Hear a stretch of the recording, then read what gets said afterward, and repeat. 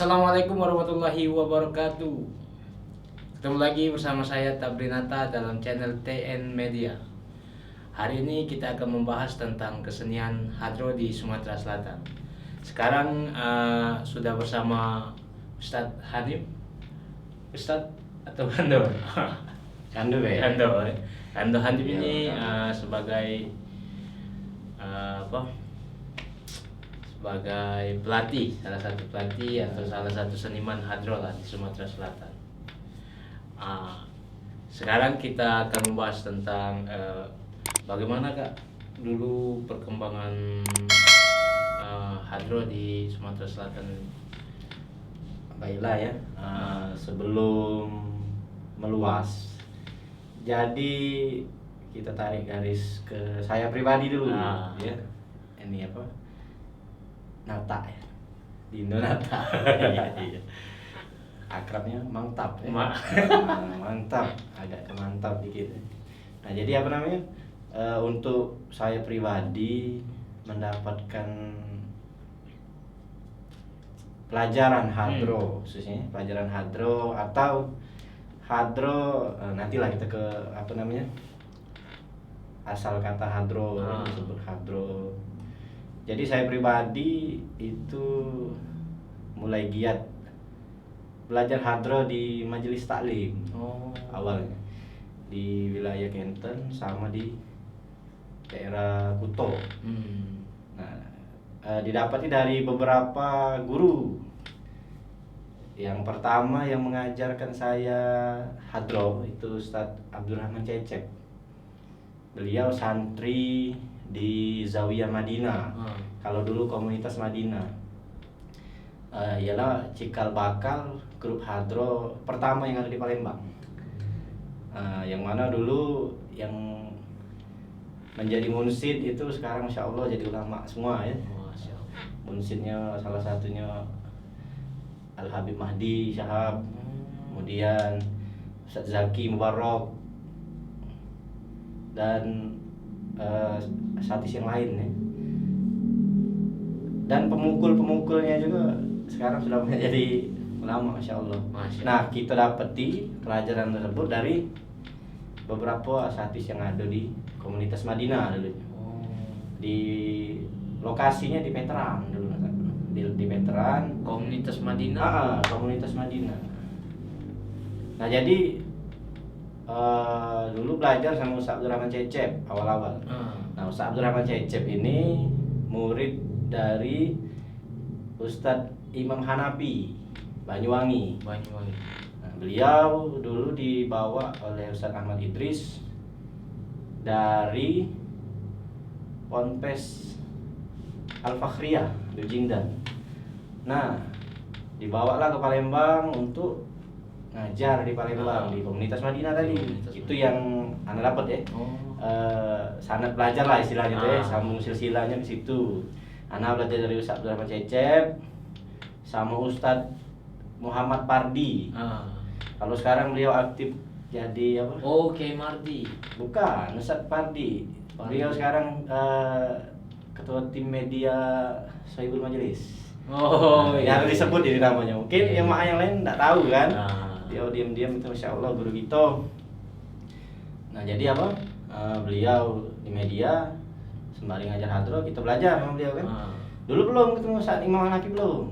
Karena anak ini generasi yang keberapa sudah kan. Kalau generasi pertama ialah Madinah itu hadro Madinah. Hadro Madinah dari komunitas Madinah. Bahkan nah cikal bakal dari situ nyebar lah ke Sembilan Ilir, ke Ustadz Dedek bin Ali, Ustadz Dailami, ke Kuto itu daerah Kuto, macam-macam. Nah kita di Kenten, alhamdulillah dapat kesempatan Ustadz Imam Hanafi ini datang ke Kenten untuk ngajar lagi. Jadi istilahnya ilmu yang didapat dari Ustadz Cecep, Abdurrahman Cecep itu disambung lagi. Yang mana dulu kita cuma tahunya hadro nih Cecep itulah ya, istilahnya masuk Palembang ya. Jadi dikembangkan sama beliau, bahkan diolah diajak rekaman sama beliau kan diajak. Dulu grupnya di Kenten tuh Al Arafah. Al Arafah, alhamdulillah wasilah Majelis Taklim Arafah ya anak sampai baca ini. Jadi apa? Sama kawan-kawan di sana. Anak cuma sebagai pemukul, pemukul. Yo pelan-pelan yo dipelajari lah seluruhnya kan pelan-pelan. Pelajaran mukul itu hadro klasik. Ini tak ya? Hadro klasik itu ya kurang lebih isinya hadro 4 macam sama bass. Apa jiwung tuh bass yang besar itu. Nah itu hadro klasik. Sekarang kan seiring perkembangan zaman kan. Itu hadro klasik yang kita dapat awal-awal dari guru kita Ustaz Imam Hanafi. Nah, beliau aktif jadi juri di Jawa itu kan, di Jawa festival. Sekarang masih aktif. Beliau juga salah satu tim Rihla Dakwah Habib Umar. Jadi sambil beliau rihla, beliau ngajar maulid, ngajar apa? Ngajar hadro. Karena hadro ini perkembangannya tidak lepas dari maulid. Bahkan dulu kan berkembangnya terbangan kalau di Jawa Palembang juga hampir sama kan, nyebutnya terbangan. Di Jawa terbang nyebutnya kan. Masuknya maulid Simduduro mulai berkembang kan. Tahun berapa itu? 1918 kalau salah. Habib ini ya, Habib Ali. Berarti itu pas dari majelis ini tadi yang generasi pertama itu tahun berapa itu? Kurang lebih tahun 2000-an itu kan. 2000-nya kurang tahu tepat, 2005 atau 2006 kisaran. Itu baru ada satu grup ialah rombongan komunitas Madinah itu. Sekarang yang ngajar-ngajar ke kami, yang ngajar-ngajar ke Jepar, bahkan banyak muridnya kan. Ngajar di beberapa pondok pesantren Palembang khususnya, Banyuasin. Cikal bakalnya dari grup komunitas Madinah. Baru nyampe ke majelis tadi. Majelis Hanafi. Dulu belum ketemu beliau. Nah, yang di komunitas itu beliau memang datang langsung dibawa dari Fakhriyah, dari tempatnya Habib Jindar untuk ngajar kan. Nah, datang ada beberapa jamaah majelis, ikut juga belajar. Dia kan nyebar, jadi kan nyebar dakwah beliau tadi kan. Bahkan di beberapa daerah lain juga, di Banyuasin beliau masuk ke pondok apa Qudratullah. Anak saksi langsung itu. Ustaz Syafiq pasti tahu lah kan, sekarang udah jadi mudir kan. Anak ketemu langsung beliau cerita, ini guru anak kata beliau. Anak ingat dulu diajak main hadro ke 16 Ilir. Cerita beliau itu waktu ngopi malam. Ustaz Syafiq Qudratullah mudir sekarang insyaallah. Jadi itu sekilas yang anak dapat kan. Sampailah anak pribadi belajar umur waktu SMP lah barokah majelis ya. Suka duka dalam belajar itu. Nah, kalau sekarang lemah mulai dari sound bagus. Kemudian alat ya. Kalau dulu tuh kalau ngisi hadro itu kita mikul. Manu berjalan ya, masjid-masjid. Ya suka dukanya itu tadi, kadang-kadang mati lampu. Mana kan jalan. Dulu di Kenten itu cuman kita punya grup Mansiko. Al Arafah itu. Iyalah yang diajak Ustaz rekaman bareng dengan Profes Al Badar kan waktu itu. Nah, jadi apa? Diajak beliau keliling-keliling untuk ngajar kan. Diajak beliau keliling itu. Ikut pokoknya yang mana. Kemana Ustaz Hanafi? Pergi? Ikut. Nurul Arafah itu. Anak pribadi khususnya kan. Jadi apa? Alhamdulillah diajak beliau rekaman dulu kan, buat tutorial. Alhamdulillah. Jadi untuk yang jauh-jauh itu yang tidak bisa kita jangkau, kita kirim kaset jadi kan. Lewat dari media. Apalagi. Nah, sekarang berarti mulai dari awal lagi. Iya, benar. Mulai dari awal lagi. Jadi alhamdulillah lah sekarang hampir di setiap masjid musola di Kota Palembang itu remaja masjidnya pasti punya hadro. Alhamdulillah. Jadi anak juga mungkin lah salah satu keberkahan dari sholawat. Karena hadro ini kan yang diiringi sholawat, bukan cuman syair-syair lagu-lagu biasa itu kan. Tentunya nilai positifnya ada kan itu. Nah, kalau dari awal kata-kata hadro itu dari mana tuh? Hadro ini kan bahasa Arab ya. Bagi orang yang bahasa Arab paham biasanya. kalau secara logonya baik itu ya artinya hadir kan, menghadir ke hati. Kalau maknawinya lagi lebih ke pengharibaan. Kita mukul hadro itu ibarat kita mukul hati gitu. Atau Ustaz Imam Hanafi tadi kan, atau beliau. Jadi bukan cuman asik, tapi mendatangkan khusyuk itu. Karena yang disampaikan itu soal pujian kepada Nabi kan, itu kurang lebih itu yang disampaikan ke beliau kan. Kurang lebihnya itu yang anak tangkep. Karena beberapa tahun kemarin beliau ngadu ke studi hadro kan, bahas kita sekilas tentang hadro, yang mana yang terutama yang beliau asuh. Mungkin ada jalur masuk hadro lain kan, bisa anak dengar juga ada dari daerah-daerah kan, ada itu anak telusuri, ada beberapa pondok yang sudah ada hadro tapi agak terhambat perkembangannya.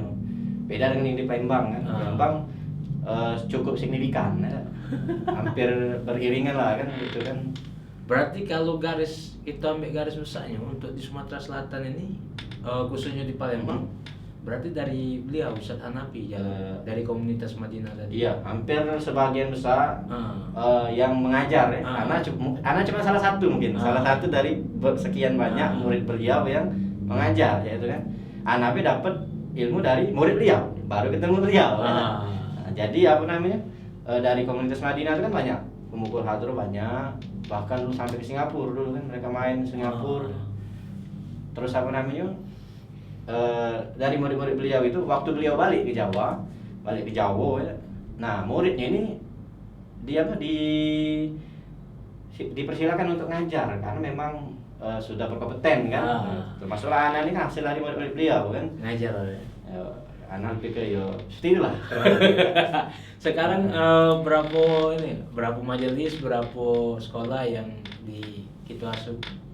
Yang ini ya, yang aktifnya ini sekarang di Ponpes Nurul Quran, di Ponpes Mukim Sunnah, ngelatih baru juga di situ. Karena anak ini sifatnya tak biasanya.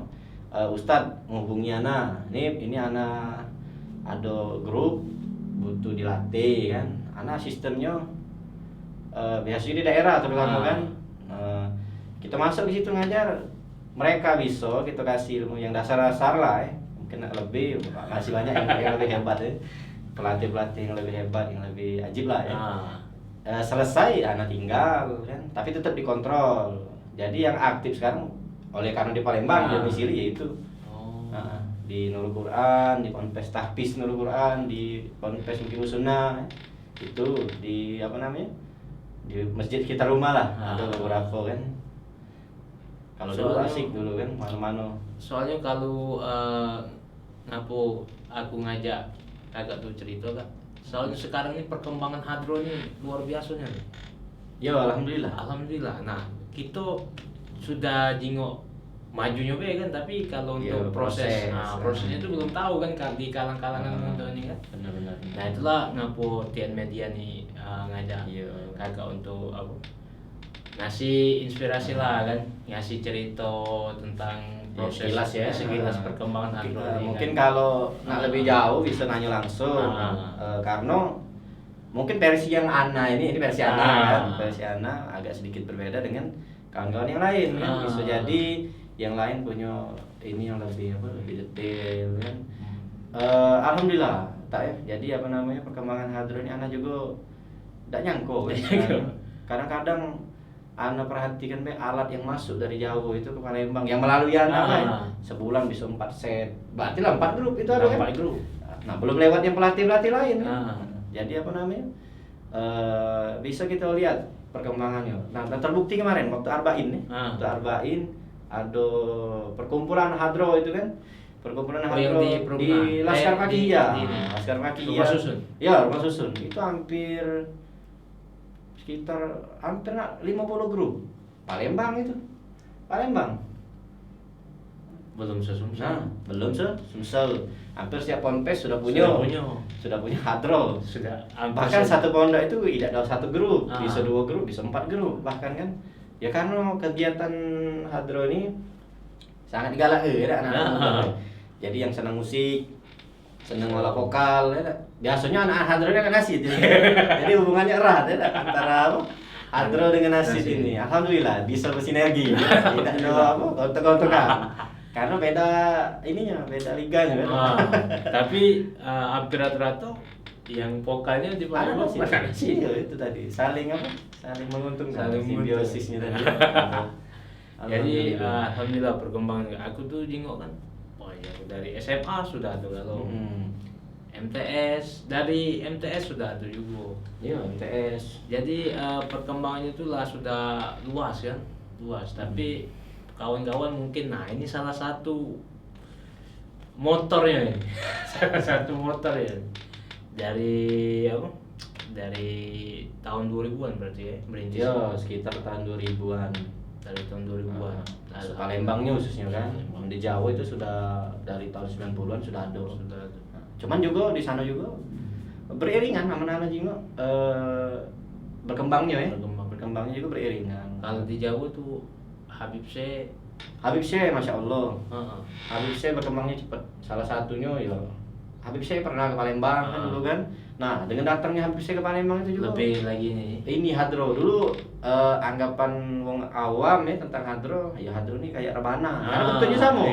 Bentuknya sama. Tadi rebana kan sama Soropal Anam. Iya, terus sama kayak Soropal Anam ya, terbangan gitu ya. Lembangan itu pasti ikatannya dengan maulid. Maulidnya maulid Soropal Anam, maulid berjanji kan. Nah, hadro ini berkembangnya ialah mulai maulid Simtuduron, maulidnya maulid Adiyaul Ulami. Jadi antara ya namanya syairnya tadi kan. Iya. Apa momen kita narik lagi ke zaman waktu Nabi hijrah dulu kan, dari Mekah ke Madinah, diarak tola al badru alaina kan. Disebut situ apa? Duf ya. Duf, ya. Ada yang nyebutnya tiron, ya. Macam-macam. Yalah berubah nama. Jadi hadro. Tapi tetap di brandnya itu terbangan. Kan mengukul itu terbang ya. Sangkin hatinya juga terbang. Apalagi ada segala variasi saling terbang. Itu terbangnya. Variasi terbang. Ya, sekarang juga kan lah sudah hadro, sudah bukan hadro klasik lagi. Tapi tetap yang klasik tetap jalan, atau kadang disebut apa yang Banjarian atau hadromi. Muncul juga hadro klasik. Yang sebenarnya masuk alat-alat baru kan? Di hadronya ada berapa jenis itu? Kalau hadronya itu cuman hadro terbangan itulah hadro itu sesungguhnya. Bass itu juga alat tambahan, termasuklah bass besar. Tahu usaha Hanafi dulu, ana bikin bass besar itu diminta pertanggungjawaban sampai beliau ditanya kiai. Iya, tidak masing-masing karena ini alat dipakai untuk ibadah, sholawat kan, sifatnya ibadah.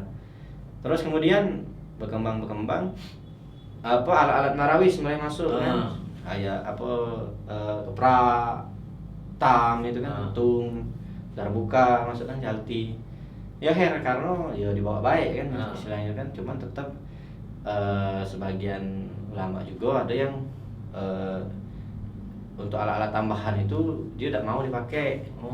Iya, memang kecuali di luar kan, di luar apa namanya, karena kadang-kadang hilang nilai hadronya tadi, nilai menghadir ke hati, mengharibaan proses sholawat tadi tetap harus dijago. Waktu kita sholawat kan kita ingat Nabi, ingat Rasulullah, bukan cuma asik kan?